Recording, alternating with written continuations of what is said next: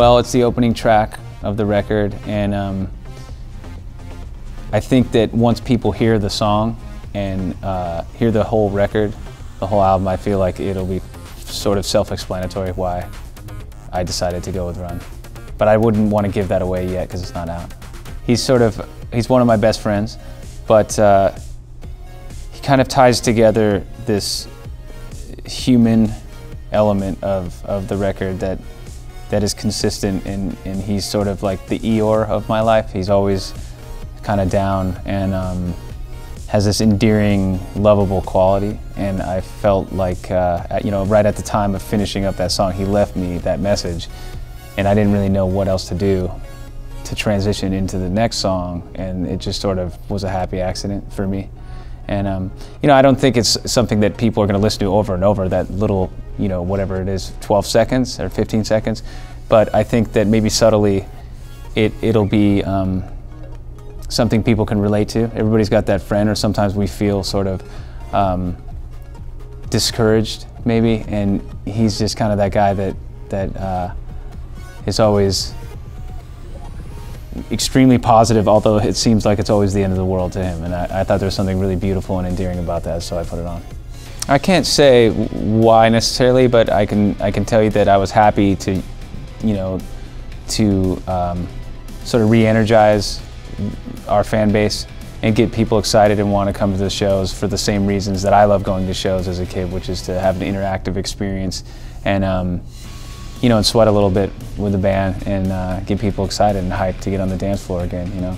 Much like the first record, you know, I kept my head down and did the best I could, didn't have any extreme expectations for any sort of commercial success. I just wanted to be proud and, you know, give something to listeners that was very sincere and hopefully create sort of an escape for people. And I think I accomplished that with the new record on another level, hopefully. But as far as what single's going to happen, I'm not sure. I'm going to let that, leave that up to the stars aligning. And you know, but I have an idea, kind of. But this is truly an album's album. It's a music lover's album, I think. And you know, it's the record I always wanted to make. So it's really not about singles to me. It's about the whole thing and how it feels front to end. So, you know, whatever comes out of this batch of songs, it ends up having a life of its own. That's great, a huge bonus. But first and foremost, it's about the whole album to me. That may or may not be the second single. But I don't know. It was a song I wrote, and it started with a real special guitar that was given to me by my dad, or I actually kind of adopted it and stole it. Just this simple kind of like garage sale nylon string guitar. And I wrote it real late at night, at least the intro, the first verse. Didn't think much about it, and then months later, re-listened to my phone recording, you know, my voice memo, and heard that initial idea, and I thought, okay, this seems cool. Let's work on this. So it kind of wrote itself, and it was a pretty easy song to write, and that usually is a good sign for me. That's a good question. Headrest was pretty easy to write. It's a quick song. The opening track, Run, was very easy to write, and just came out and was exciting to write as well. Because at that point, I'm not exactly sure where I was in the process of the record, but I remember thinking, oh, this is right when I wrote the opening riff. I thought, this is how I want the record to start. This is how I want the show to start. This will be the heartbeat and the pulse of the whole album.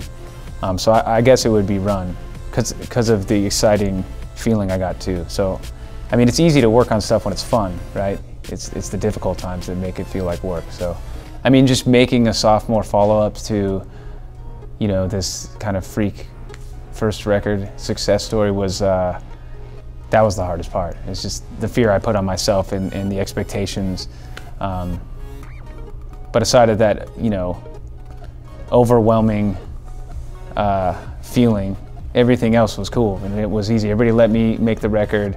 There were no other opinions involved other than myself, the engineer I was working with, and my closest friends around me. So I was really able to keep my head down and not present it to anyone until it was done. I didn't show anyone from the label, I didn't show anyone. I mean, my manager, because both managers are like my best friends, we're like brothers, you know. So they were involved in my family and stuff, but you know, I gotta say that it was incredible that I got to make this record with no one hearing it. That's a rare thing today.